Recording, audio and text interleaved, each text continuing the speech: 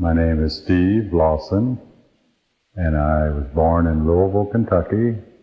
I lived there till the age of 15, and my family moved to Cincinnati, Ohio, where I've lived ever since, and I'm currently 60 years old.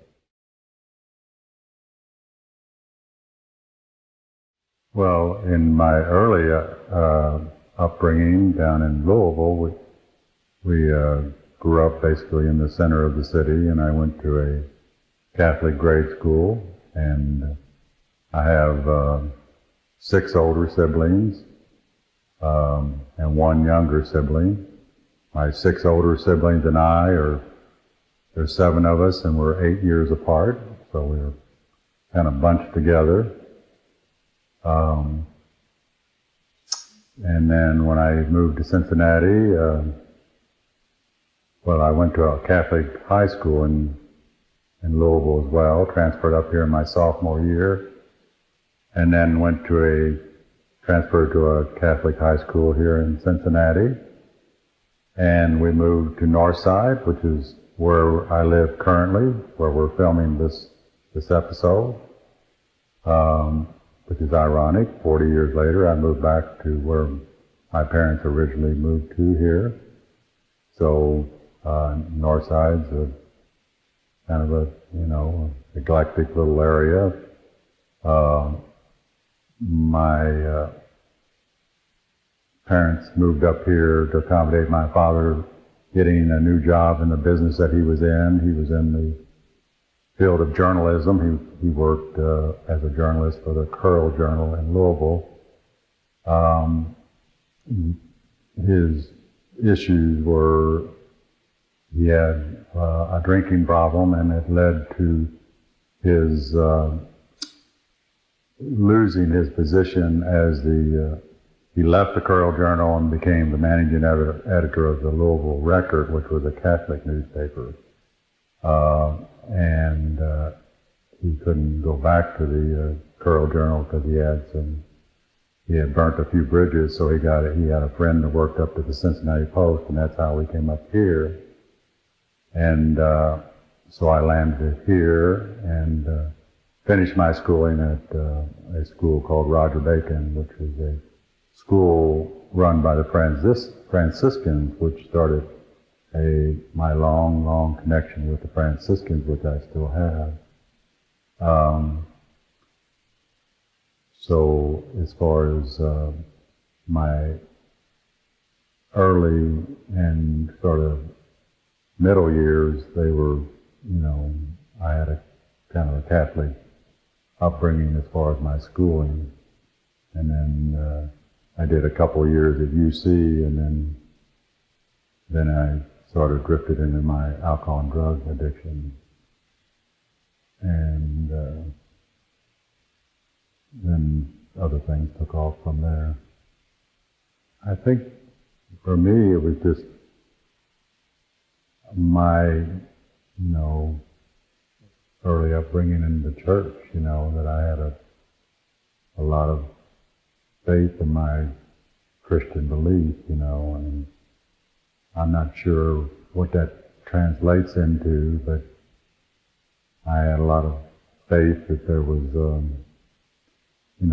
a God, and a lot of faith that there was a benevolent God, and that this God wanted good things for me, and I think that I held on to that belief, and I had 2 loving parents that,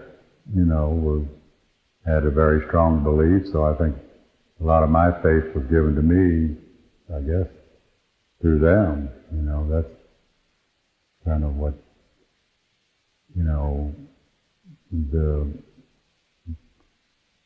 a lot of the, what kind of moved me as far as my, understanding of faith in God, at an early age, is just my religious upbringing.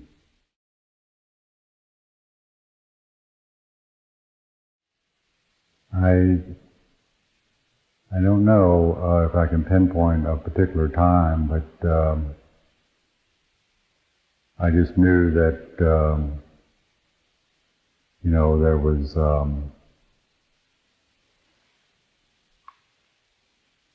lot of people that cared for us as a family when we were young. Our house caught on fire, and when I was 5, and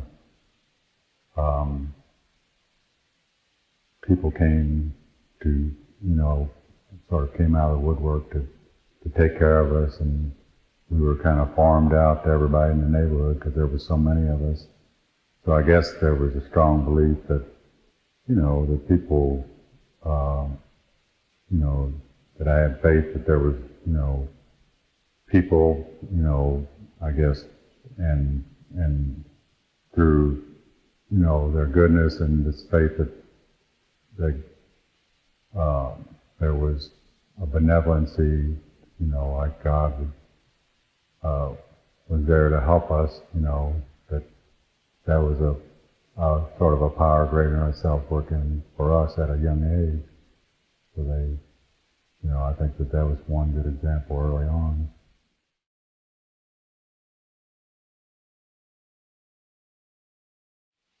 I believe, it was that,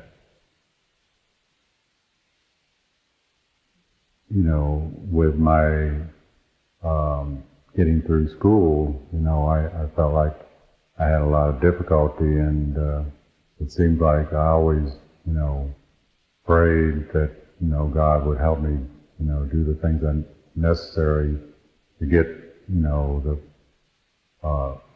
get the education that I needed, and I think my reliance on God was there, and I think that was when I did better and was able to get through some of these things, that was an example of, where I trusted that God was there to help me.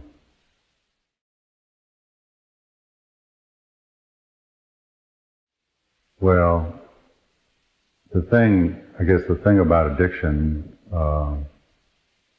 even in the heart of my addiction, I don't think I ever lost that connection with God. I think it was strained.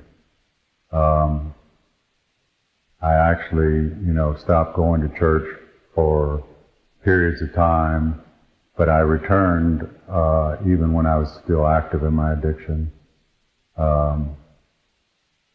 I think I was in my mid-20s when I was, I stopped going to church probably, right after high school, and then, when I got heavy into alcohol and drugs, I stopped going, but it was probably in my mid-20s that I started going back, and I started going to the church I still go to, and it was, some 30 some odd years ago. But I was still active in my alcohol use, I was active in my drug addiction, and I was active in my sex addiction, so everything was, still, pretty much out of control, but there was something about the need to be connected that had me go, and so I think that, that was the biggest example I can give about where I thought I had, my faith was, keeping me at least connected to some sense that a power greater than myself was, sustaining me, even though I felt pretty empty on the inside about, who I was and how I felt about myself, but, I could at least, have that little connection, and there is that one thing that, at least in the Catholic Church, that you do is when you give the sign of peace, and that's the one part of the ceremony, and during that part is where I actually felt something, and it just told me that there was hope, even though there wasn't, as far as, anything else significant about feelings or actually knowing that things were going to get better, I really didn't have much hope in other areas.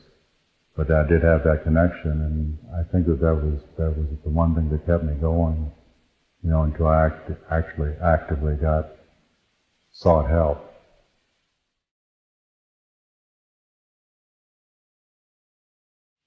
Well, my story is probably like, countless thousands of other people that, go down a path of, substance abuse or alcoholism and, other addictions that they become all-consuming. So in my case, they were all-consuming because I really didn't have much in the way of a career.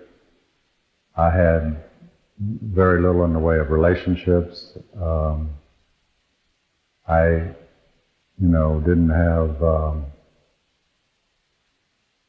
I didn't have much to really say that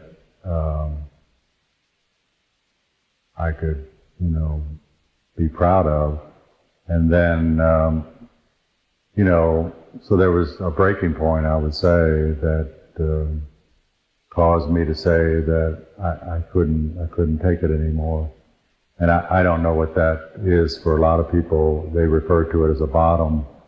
But for me, I think it was a high moment of grace that God chose to, at least intervene in my life and to shine some light or grace on me to say that I needed to change what was going on in my life because my life had become, so bad, with chronic unemployment, in and out of jail, not long stints of jail, but in and out. And of course, my mother was still alive at the time, and I'd created so much heartache for her.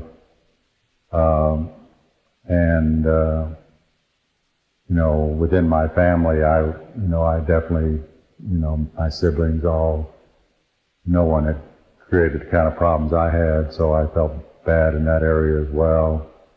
I had no relationships of any kind to speak of. So, the journey back started, with that notion that I could get help, and I knew a little bit about getting help because I had received help in the past and knew how to do that. And in this case, it was in the form of, going to a 12-step program. So that opened the door to everything else.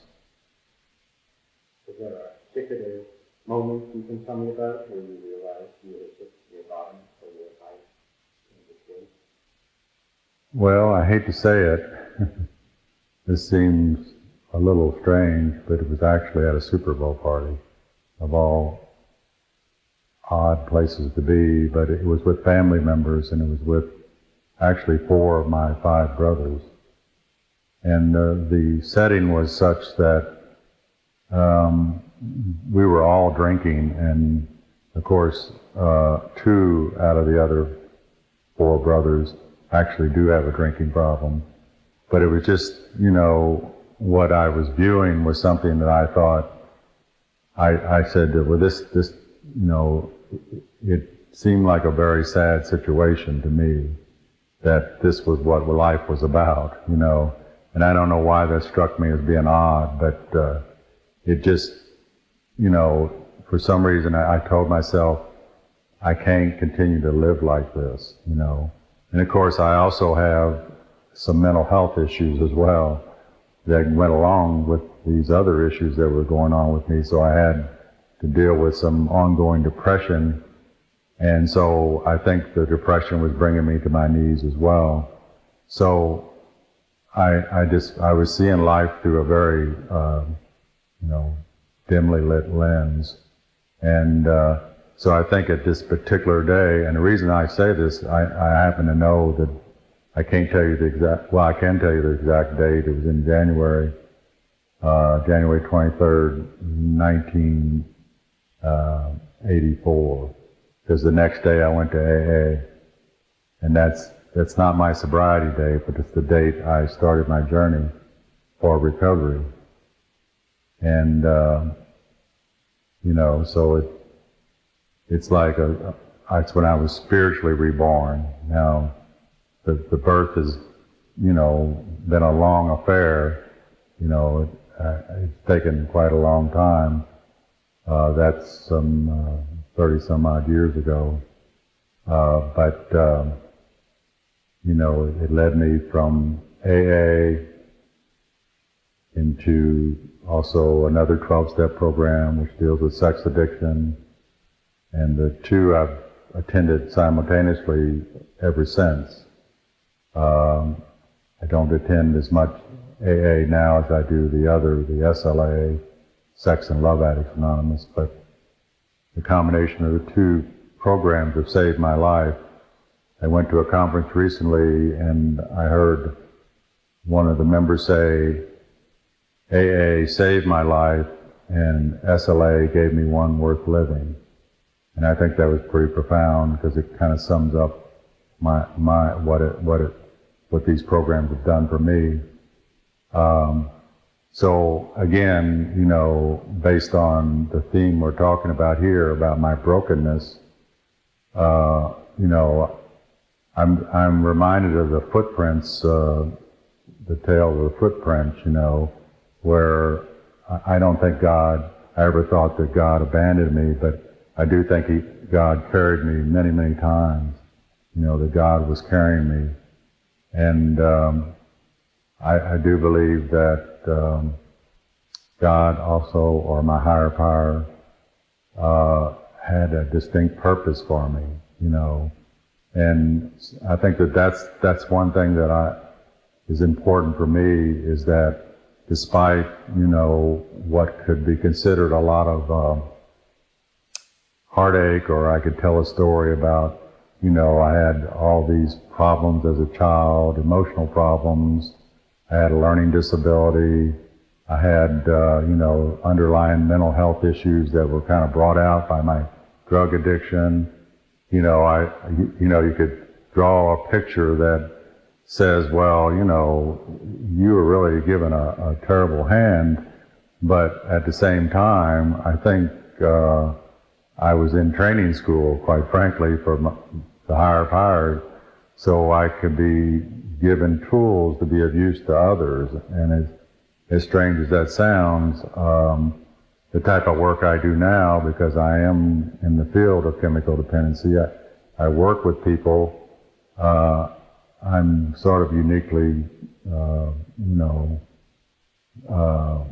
kind of with my personality and the way I deal with people, and I have kind of a gentle kind of way of dealing with people, and using humor and trying to be empathic as a lot of counselors are. But I believe that my background has allowed me to do that, So not only have I been given the gift of recovery, I've been given, a profession, I've been given, friends, a new life.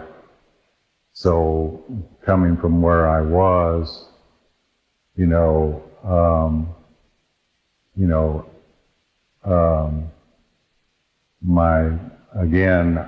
had two wonderful parents. My father was alcoholic. He had his issues, but,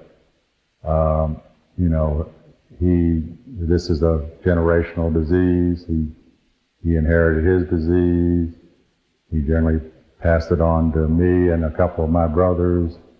I have two brothers that are still practicing alcoholics, and probably will never recover. So I've been given the gift, and my life is tremendously better. I hope that, one day,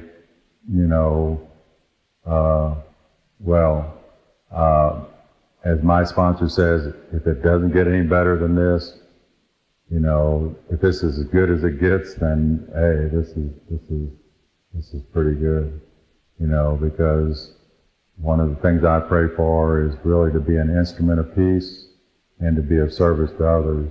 And if I can do those things, then I think that the world may be just a little better place to live.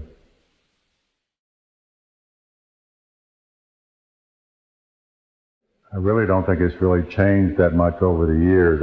I choose to say higher power or God. I think those terms are interchangeable. But I prefer to say he, she, or it. God is the universe. God is in all things. So I don't think that there's any distinct definition. I think that God is in me, God is in you. So I think that there's a lot of universal descriptions, and I buy into all of them, because I think to limit my thoughts about who God is or isn't, I think it doesn't help me, because God is infinite, God is everything.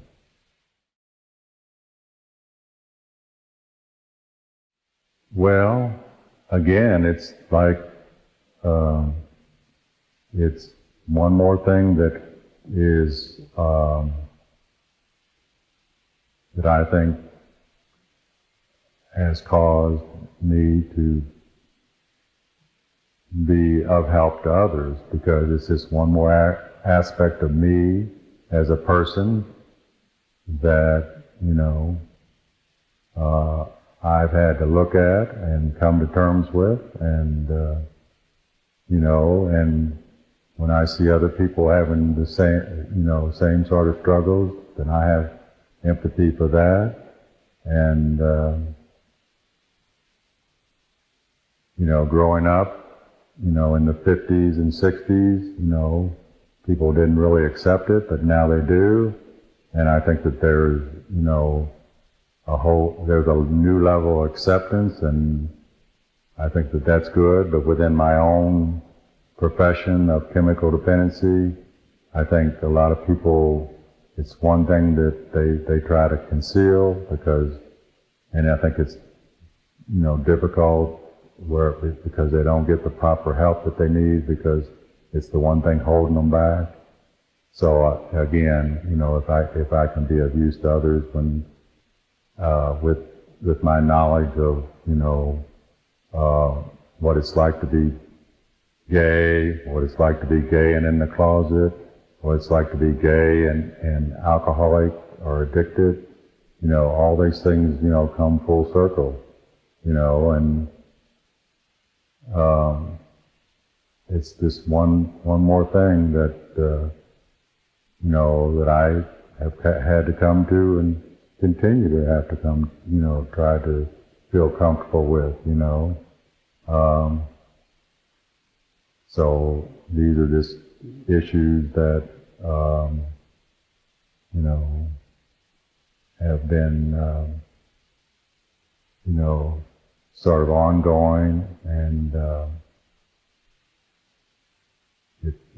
it's good to be who you are and to accept who you are. And I think that that's the most important thing to tell people, that God made us just exactly who we are.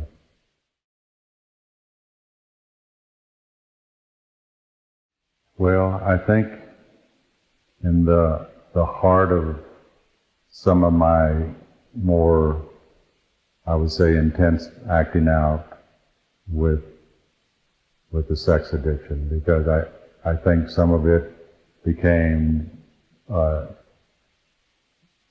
took me so much outside of the realm of what I would say normal behavior, that it just made me think that this is not the type of person that God would ever have intended me to be. And as a result of that, I did feel like that, how did I ever get in this situation? I doubted, maybe my own belief that, that I was a good person, and in the same, you know, and by doing that, I doubted my faith, you know, because God makes good people. So I think more or less it was my addiction that eroded my sense of faith, and so that journey back has probably been good.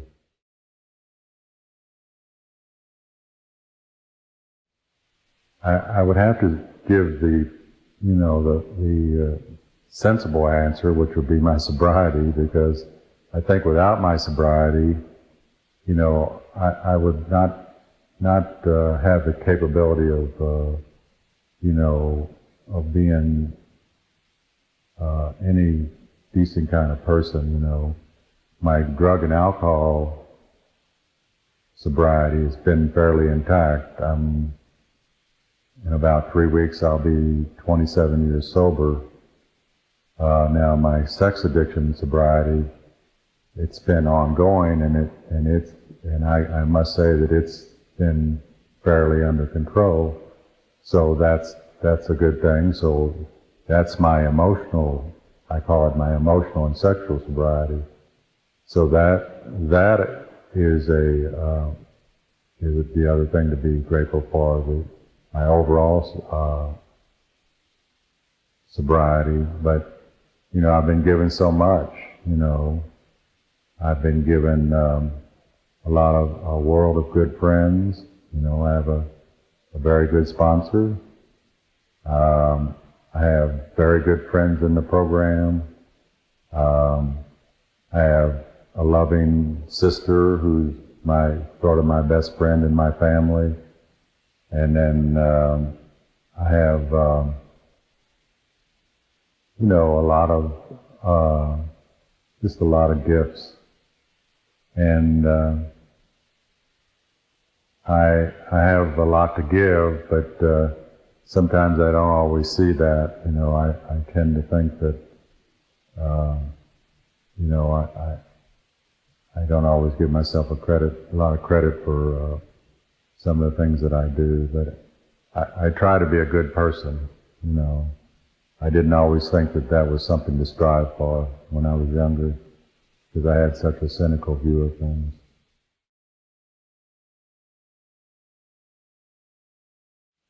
Well, I wished for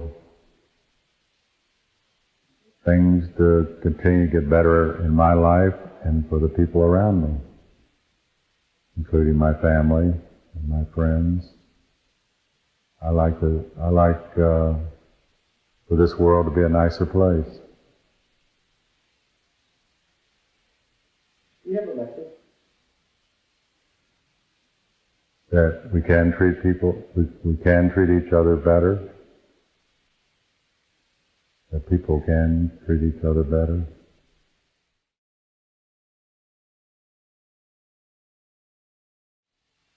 Well, like I say, I pray that my higher power helps me to be an instrument of peace. So if I, you know, am resentful and I don't take good care of myself, and when I interact with people, I talk down to them, or I'm sarcastic, or when I know that I can be, you know, I can use good manners with people, and I can treat people the way I'd like to be treated. I know that when I do that, then I'm playing my part, you know, and I know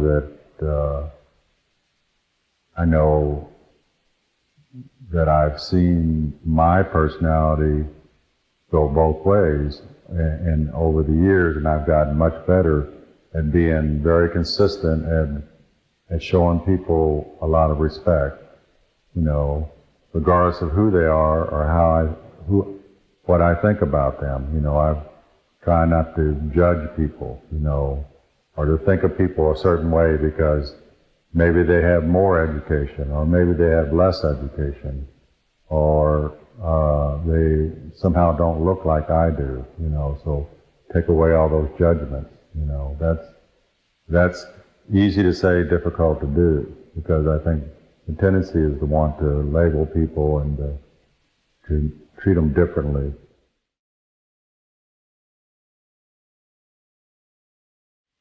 Well, I don't know what to say about that. I mean, you might say that he's definitely has come a ways in 9 years, or he's gotten better, or he's done a little work on himself, because I would say in 9 years that things have gotten better for me, a lot better.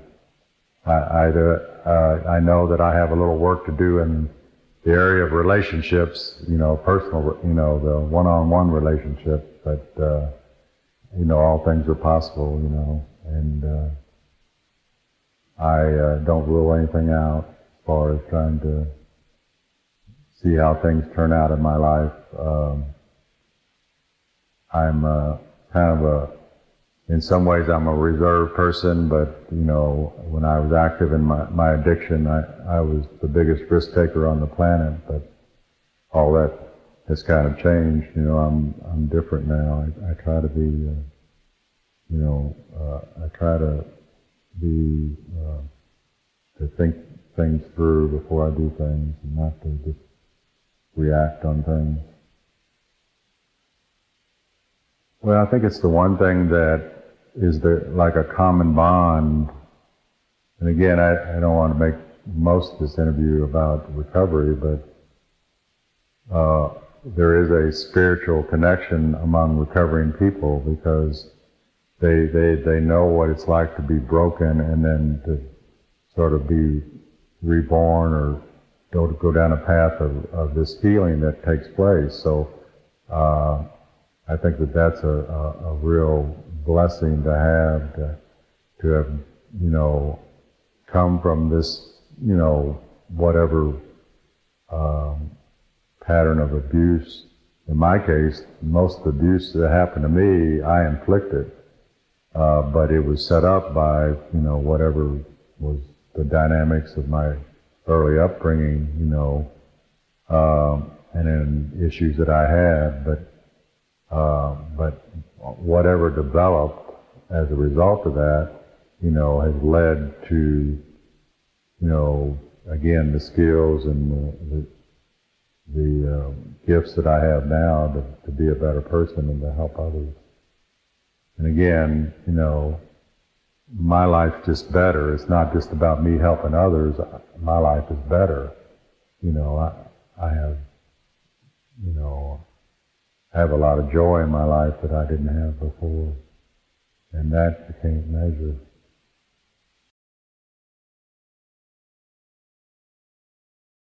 A lot of people say, well, if he can do it, I can do it. I just think that there are a lot of people that have gone really far down in terms of how they feel about themselves, with the notion that number one, they tell themselves they don't care, or they believe it's not possible for them to get better. And that's the thing I would say more than anything, is that people can get better, no matter what it is. It may not have to be necessarily addiction. It can be other types of problems that people have. But sometimes people just get stuck and don't know how to climb their way out of it. So I believe that, in many cases it can be driven by, people's belief in a higher power or power greater than themselves. But I think people can, learn to believe in themselves and get better, in some fashion. Because I think that there's a lot of help out there. It's just a matter of accessing it, learning to believe in themselves.